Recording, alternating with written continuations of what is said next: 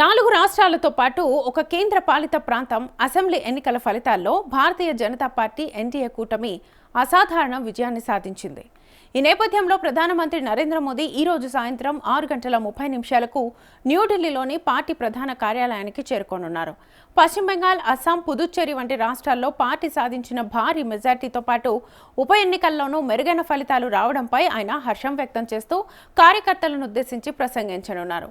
ఈ విజయోత్సవ వేడుకల కోసం ఇప్పటికే ఢిల్లీలోని బీజేపీ కార్యాలయం వద్ద భారీ ఏర్పాట్లను పూర్తి చేశారు.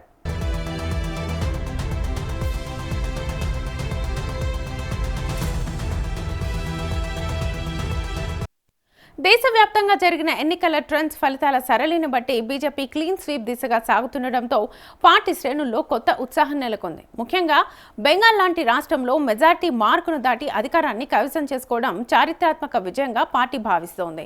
ఈ సందర్భంగా ప్రధాని మోదీ తన ప్రసంగంలో కార్యకర్తల కృషిని కొనియాడడంతో పాటు ఈ ఫలితాలు దేశ రాజకీయ భవిష్యత్తుపై ఎలాంటి ప్రభావం చూపుతాయనే అంశంపై దిశానిర్దేశం చేసే అవకాశం ఉన్నట్లుగా తెలుస్తోంది. దీంతో ప్రధాని ప్రసంగం కోసం బీజేపీ శ్రేణులతో పాటు దేశ ప్రజలు కూడా ఆసక్తిగా ఎదురుచూస్తున్నారు.